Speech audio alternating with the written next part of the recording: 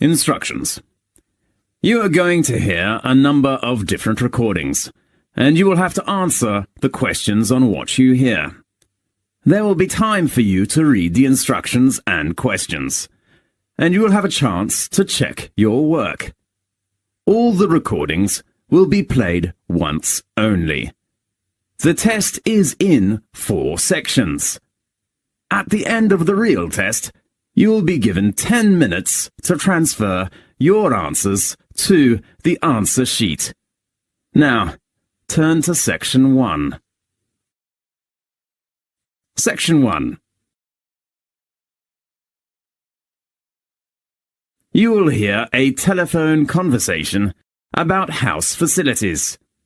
First, you have some time to look at questions 1 to 4.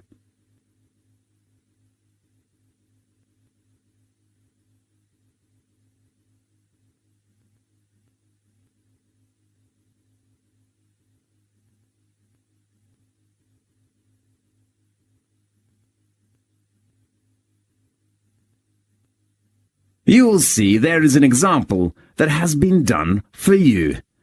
On this occasion only, the conversation relating to this will be played first. Good morning, Campus Flat Agency. How can I help you? Good morning. I'm ringing to complain about problems with my flat's facilities. Fine. May I take down your details first? The reason for dialing is to complain. So complain has been written in the space. Now we shall begin. You should answer the questions as you listen, because you will not hear the recording a second time. Listen carefully and answer questions 1 to 4. Good morning, Campus Flat Agency. How can I help you? Good morning. I'm ringing to complain about problems with my flat's facilities. Fine. May I take down your details first? Yes. What's your name? Kevin Green. OK, Kevin. And your address? I live in International House in the South area. Your room number? My room number is 16C. On which floor? The 3rd floor. OK, 3rd floor, room 16C. Are you a registered student at the university? Yes, I am. What's your registration number? It is KG6037. OK, what's your faculty? Computer science. How long is your flat lease? I'm not sure. Let me check. It is 1 year. How long have you been in the flat? Just 2 months. Now, look at questions 5 to 10.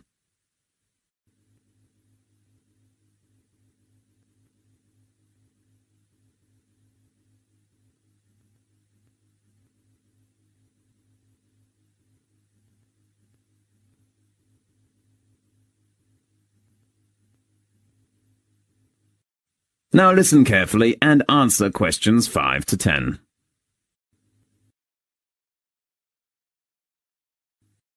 Well, what are the problems that you've been having? The first thing is the bathroom tap. Let me take notes. Tap in your bathroom. What's wrong with it? It is leaking.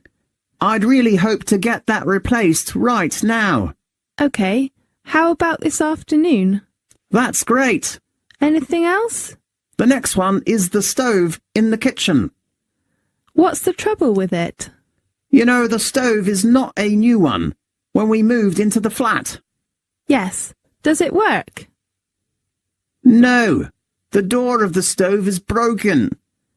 OK. How about repairing it next week? Fine. And the last point is the problem of the TV set. What's the matter with the TV set? It had no sound from the day before yesterday. Fine. I do hope you can repair it as soon as possible. You know, there will be a very good football match on tomorrow evening. We all hope to watch it. OK, how about we repair it at the same time as your stove? Great. Anything else? No, just 3 items. OK, we will get a repairman over to you tomorrow afternoon. Are you available at that time? I will return to the flat at about 4 o'clock. So, how about 5 o'clock? Fine.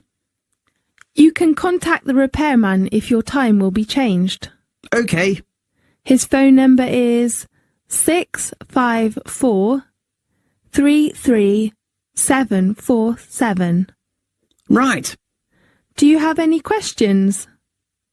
Let me think. Yes. How about the repair fee? Usually, the price is at least £5, but you just used 2 months, so we offer free repair. That's so great. Thank you very much.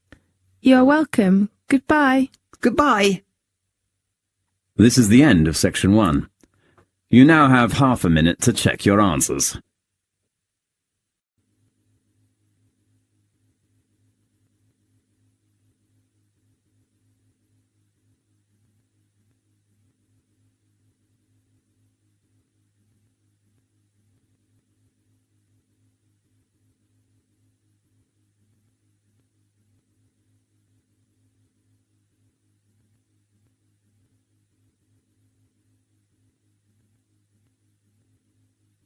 Now, turn to section 2.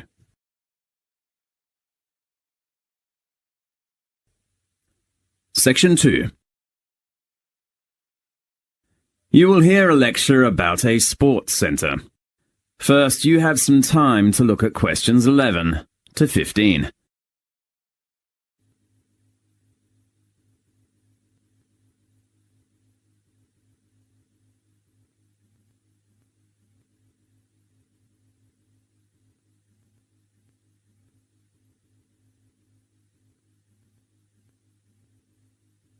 Now, listen carefully and answer questions 11 to 15. Welcome to the Edge Climbing Center. I'm Jason White, Manager Assistant. I'd like to give you an introduction about the Climbing Center. The Edge Climbing Center was opened in 1994 and reconstructed and doubled its original size in 1998. The Edge is a founder member of the Association of British Climbing Walls and supports the work of the British Mountaineering Council. As you know, climbing is a great activity for keeping fit and healthy. So we aim to provide a climbing experience that is enjoyable, imaginative, and challenging. Let's begin with our facilities. The first one I'd like to introduce you to is the main hall. With over 150 routes, the main hall packs in a huge variety of climbs on featured and flat panels. Our facilities are continuously developing and feature a 13-meter articulated wall that can rotate to minus 45 degrees. Easier routes can be top-roped. Other routes have quick draws in place of the lead climber. We think we have every angle covered. Our bouldering area is one of the best of its kind in the country. A mixture of flat panels and featured walls provide overhanging cracks, flakes, pockets, and corners. There are angles to suit everyone, from the beginner to the most experienced climber. Located just next to our bouldering area is the small warm-up wall. You can climb at an easy standard to get those bones moving. There are lots of big holds and small crimps. In addition, it is also equipped with top ropes that are ideal for demonstrating techniques to novices. Our cafe is a relaxing place to have a rest between climbs with plenty of choice. We sell tea, coffee, and soft drinks, as well as a range of mouth-watering cakes. The Edge has 2 changing areas located on the upper floor. There are also toilets, washing facilities, and lockers. Locker keys are available from reception.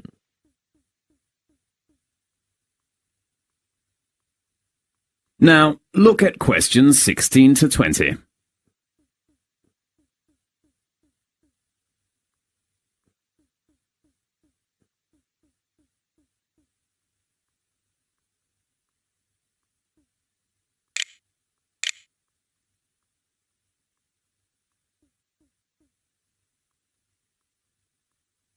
Now listen carefully and answer questions 16 to 20. At the Edge, you can pay per visit or save on course fees by becoming a member. We have 3 types of membership. Gold membership is ideal for regular visitors. Our Gold membership packages are available for 6 to 12-month periods. You should pay £18 for half a year and £30 for 1 year. You do not need to pay any course fees. The fee of our 12-month Silver membership package is £20. Climbers have to pay £1 for each course. Both Gold membership and Silver membership is offered to climbers over the age of 18. Meanwhile, younger climbers, aged from 14 to 17, should try the Bronze membership, which is more suitable. It has the same period and price as the Silver membership. We open at 10 a.m. in the morning to 10:30 in the evening, from Monday to Friday. We are open until 8 o'clock in the evening on weekends. Please pay attention. We do not open on bank holidays. We also offer training courses, which are designed for inexperienced climbers on Monday and Wednesday evening. You can choose outdoor course or indoor course, depending on your needs.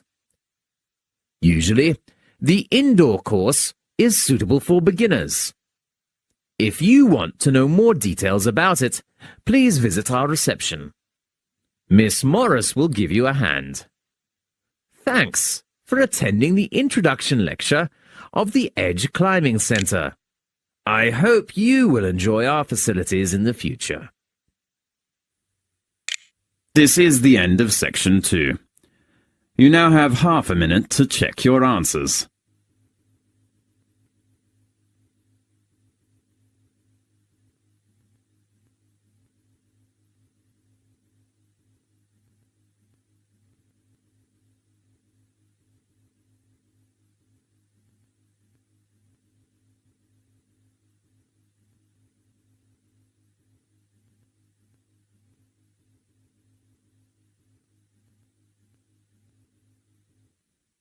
Now turn to section 3.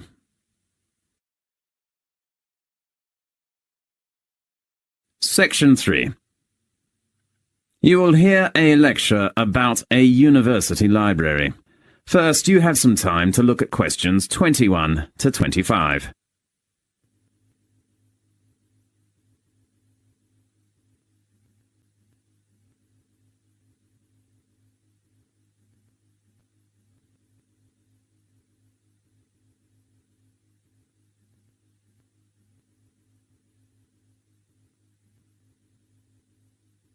Now, listen carefully and answer questions 21 to 25. Well, first of all, welcome to the orientation tour of University Library. I'm David White, a library staff here. I know all of you are new students. You will probably need some sort of guidance to help you to use the library effectively for your studies and research. Today, I'd like to introduce you to the different parts and functions of the library. Now, let's start on a tour from the entrance here. As you can see, there are 3 floors. First of all, I will introduce you to the ground floor. There are 3 parts of the ground floor. The first one that we face now is the reception. It supplies library information to all visitors. As a new student, you should apply for your library card first before using the library resources. Remember to take one passport photo and your union card when you come here to register.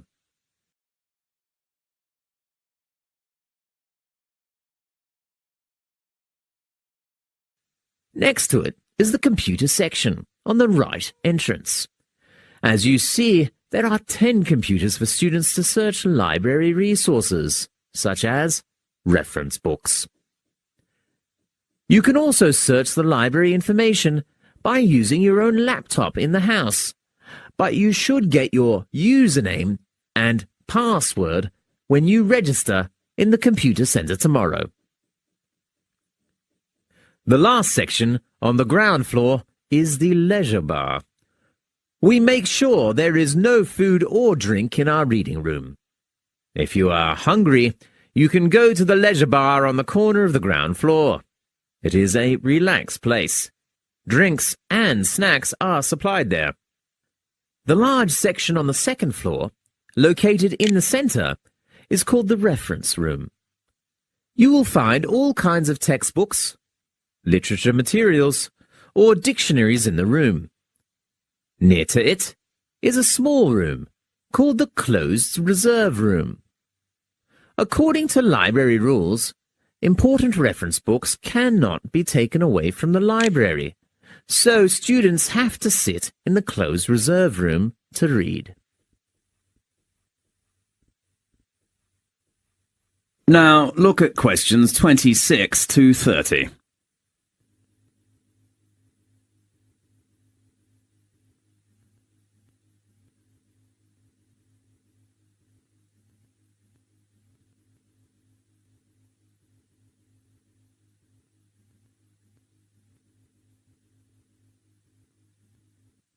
Now listen to the tape and answer the questions 26 to 30.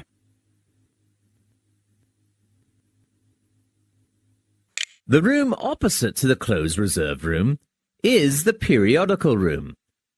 We offer various current or back newspapers, magazines and journals. There is a small room called the audio-visual room next to it. You can find tapes or CDs or watch videos in there. If you want to photocopy some materials, you can go to the photocopy room on the right corner beside the stairs. We offer 5 computers, 4 photocopiers, and 4 laser printers there. You should deposit money in your library card first and then swipe your card before using the photocopier or printer. There are some rules. The first rule is that we do not accept coins.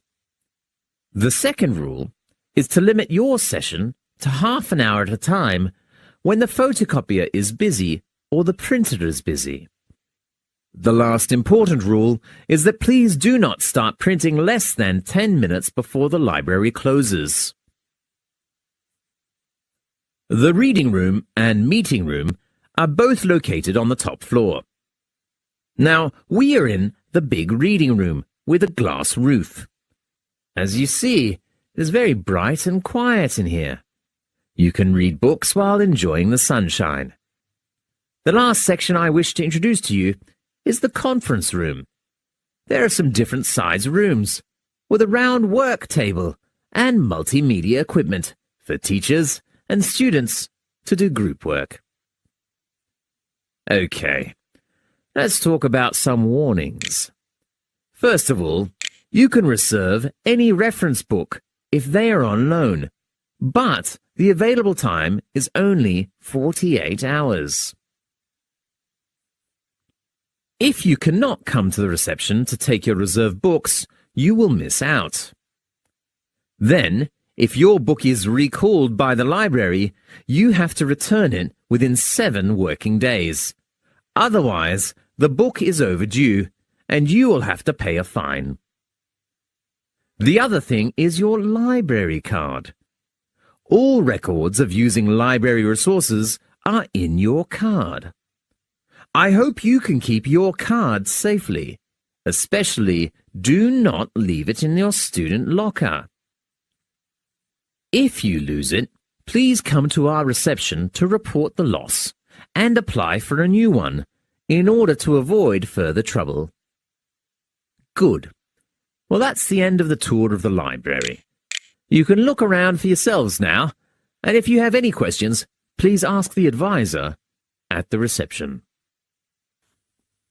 This is the end of section 3.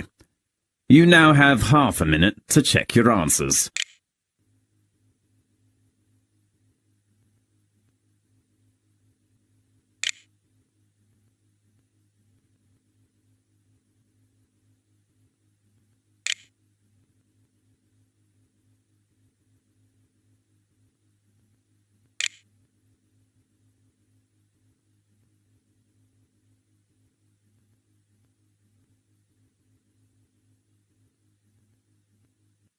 Now, turn to section 4.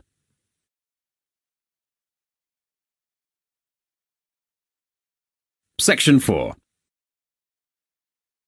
You will hear a lecture about British holidays. First, you have some time to look at questions 31 to 40.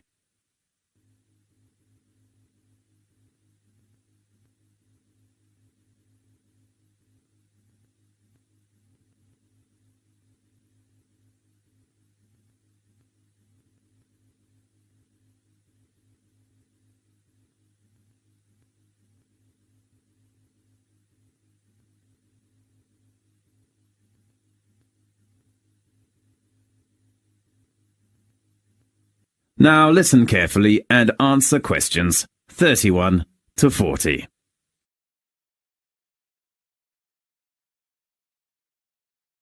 British celebrate many religious, historical, social, and cultural holidays throughout the year. Some holidays marked on calendar are celebrated throughout the country. Others are based on local customs and traditions which reflect the variety of experience in different regions. Britain remains mainly a Christian nation, but most Britons do not go to church regularly or engage in Christian worship. Because of immigration and changing beliefs, most of the world's religions are practiced in Britain, such as Hindu, Judaism, Muslim faith, and the Sikh. Christmas is the biggest and best-loved British holiday. While Christmas has a Christian meaning, it commemorates the birth of Jesus Christ. People usually celebrate Christmas by decorating homes and workplaces with colored lights and Christmas trees and ornaments and exchanging gifts. There are 3 traditional Christmas activities in Britain. One is the Christmas pantomime, a comical musical play. Another British Christmas tradition is to hear the Queen give her Christmas speech over television and radio. The British Queen is also the Queen of other nations, such as Canada and Australia, and so her speech is broadcast to millions of subjects throughout the world. The third British Christmas tradition, which is also celebrated in countries with British heritage, is Boxing Day, which falls on the day after Christmas. People used to give Christmas gifts or money to their staff on Boxing Day. However, a new Boxing Day custom has emerged. It is shopping. But for most people, it is a day of visiting, eating, and relaxing. For churchgoers, the biggest holiday is Easter, not Christmas.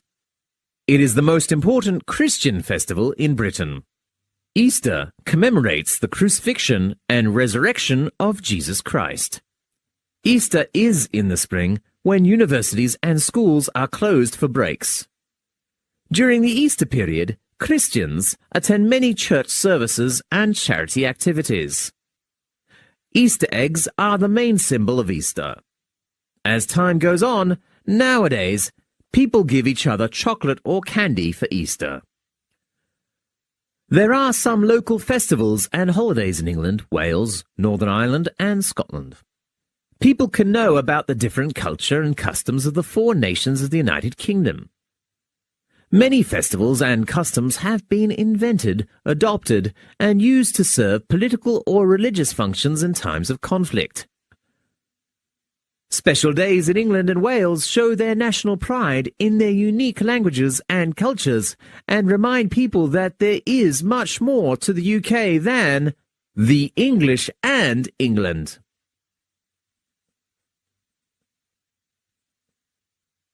One truly English holiday in England is called Bonfire Night, celebrated in early November. English people celebrate this event in the traditional way. Small children with a straw effigy called the Guy appear on British streets. They beg for money from passing adults. They buy lots of fireworks to set off on Bonfire Night. Most communities have public bonfires, where people gather to cook potatoes and sausages in the fire and watch fireworks performing. The biggest Bonfires Night celebration is held in the small medieval town of Lewes, where torchlight parades wind through the narrow streets. Northern Irish Catholics celebrate the birthday of the patron saint of Ireland, St. Patrick, on the 17th of March of each year. Patrick was a Catholic bishop who lived in the 5th century and is thought to have brought Christianity to Ireland. He lived in Great Britain, but was captured by Irish raiders and became a slave at the age of 16. He eventually escaped and returned to Britain. However, he accepted the invitation of the Irish and returned to Ireland to begin his successful missionary career. Most British people welcome the coming of the new year. In Scotland, New Year's Eve is called Hogmanay. It is on the 31st of December and is the major winter celebration. But Christmas is very quiet. How Hogmanay is celebrated varies through Scotland, but one widely practiced custom is first footing. There is a superstitious belief that the first person to cross the threshold of a household in the new year can bring luck and prosperity. The appearance of a young, preferably dark-haired and handsome man is considered particularly lucky. First-footers usually bring a bottle of alcohol, a lump of coal, or a peat as a gift and given a dram of whiskey as their reward. Halloween, the 31st of October, is another Scottish festival that comes from the great feast of the pagan Celt. It is particularly connected to ghosts. At parties, people dress up in strange costumes and pretend that they are witches. They cut horrible faces in pumpkins and put a candle inside which shines through the eyes.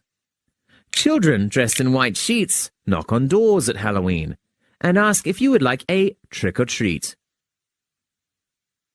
Usually hosts give them something nice, such as coins or candy.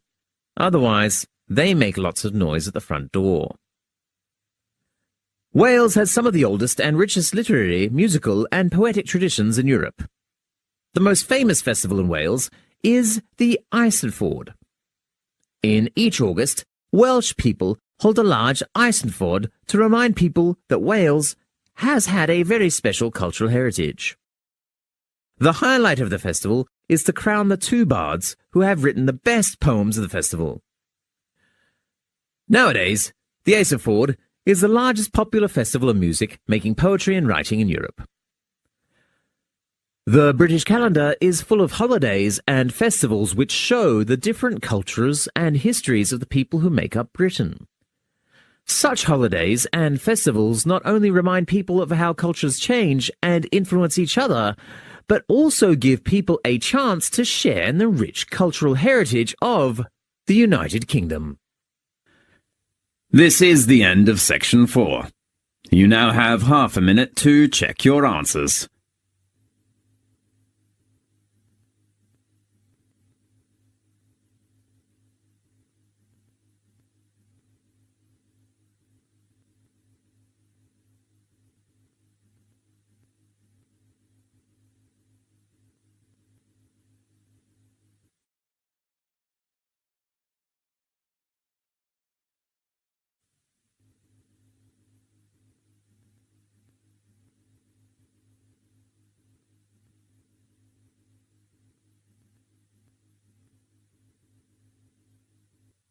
This is the end of the listening test.